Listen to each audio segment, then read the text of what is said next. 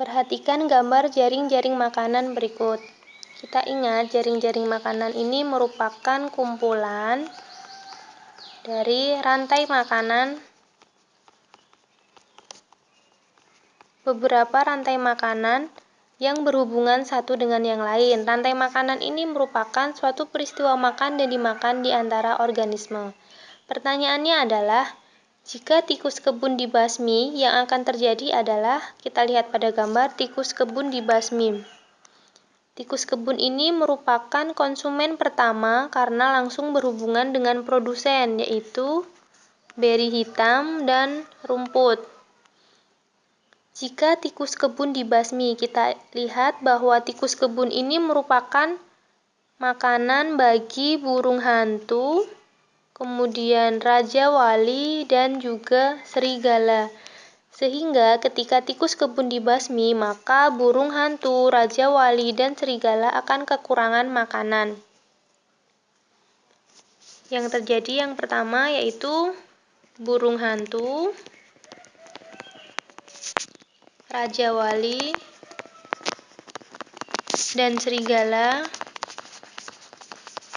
ini jumlahnya akan ikut menurun karena kekurangan makanan. Kemudian yang kemungkinan terjadi yang kedua yaitu populasi dari beri hitam dan rumput ini akan meningkat. Produsen akan jumlahnya meningkat karena tikus kebun sebagai predatornya akan berkurang. Kita lihat pada soal jika tikus kebun dibasmi, yang akan terjadi yaitu populasi burung hantu meningkat. Ini jelas salah karena burung hantu ini adalah pemangsa dari tikus, sehingga jika tikus ini berkurang maka burung hantu juga akan berkurang. Kemudian populasi rumput menurun, berkebalikan. Jawaban yang tepat yaitu populasi rumput akan meningkat, sehingga yang B salah. Kemudian opsi C, populasi raja wali menurun. Ya, populasi raja wali akan menurun karena raja wali ini sebagai pemangsa dari tikus, sehingga jawaban yang tepat adalah yang C. Perhatikan soal berikut. Limbah industri kategori bahan berbahaya dan beracun atau B3 yang masuk ke aliran Sungai Cipunegara Kabupaten Subang telah mencemari perairan sehingga mengancam kelestarian biota di ekosistem tersebut. Usaha yang dapat dilakukan untuk mengatasi pencemaran tersebut adalah semua limbah industri yang masuk ke dalam sungai harus tersterilkan dari bahan berbahaya dan beracun, sehingga suatu pabrik atau suatu perusahaan yang berada di lingkungan sungai harus memiliki sebuah sistem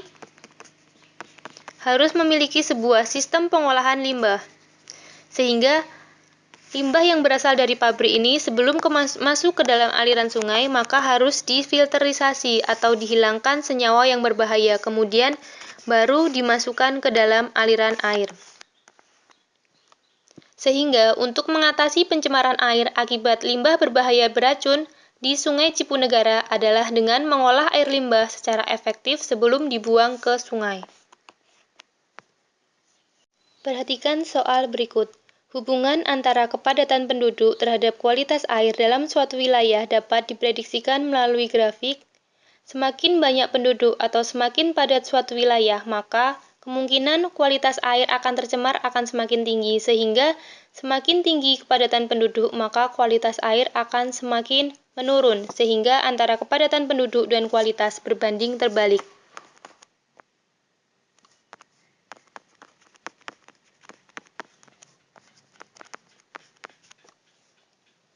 Kita cermati grafik pada opsi jawaban. Ingat kembali cara membaca grafik. Pada grafik terdapat dua sumbu, yaitu sumbu X dan sumbu Y. Cara membacanya adalah untuk sumbu X semakin ke kanan maka akan semakin besar. Dan untuk sumbu Y semakin ke atas akan semakin besar pula.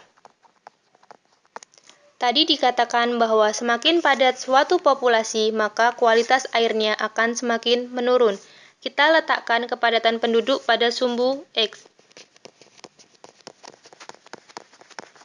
Sedangkan untuk kualitas air pada sumbu Y. Semakin padat suatu populasi sehingga grafiknya adalah semakin ke kanan. Dan kualitas air semakin menurun sehingga grafik yang sesuai adalah yang A. Perhatikan gambar sel tulang berikut ini. Keterangan gambar nomor 1 adalah satu jaringan tulang. Kemudian untuk gambar nomor 2 ini merupakan saluran haversi. Saluran haversi di dalamnya terdapat banyak pembuluh darah dan sel saraf yang berfungsi untuk mensuplai nutrisi bagi tulang. Kemudian nomor 3 ini adalah gambar osteosit atau sel tulang. Kemudian nomor 4 ini adalah kanalikuli. Kanalikuli merupakan suatu saluran dalam matriks tulang yang berfungsi untuk mensuplai makanan sampai ke osteon. Kita kembali ke pertanyaan, bagian yang mengandung pembuluh darah dan berfungsi memberikan makanan bagi sel tulang adalah, tadi bagian yang mengandung banyak pembuluh darah adalah saluran haversi atau ditunjukkan pada gambar nomor 2. Sehingga jawaban yang tepat adalah B. Perhatikan gambar organ pencernaan berikut ini. Proses pencernaan yang terjadi pada organ X adalah, kita tahu organ X adalah lambung. Di dalam lambung, makanan dicerna melalui dua mekanisme. Yang pertama adalah menggunakan pencernaan mekanik dengan bantuan otot-otot lambung. Otot-otot lambung ini akan mengaduk dan mencerna makanan secara mekanik. Kemudian, mekanisme kedua adalah secara kimiawi dengan bantuan enzim.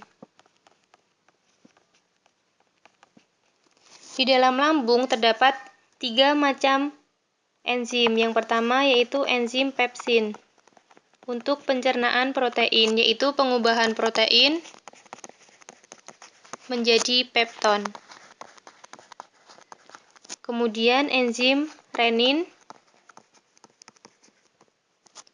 yang berfungsi untuk mengendapkan kasein pada susu. Serta HCl atau asam klorida yang berfungsi untuk mengasamkan lambung. Selain itu, HCl juga berfungsi untuk membunuh penyakit yang masuk bersama dengan makanan. Kita kembali ke soal, proses pencernaan yang terjadi pada organ X adalah, jawaban yang tepat adalah yang A. Kontraksi otot organ tersebut untuk mengaduk makanan secara mekanik.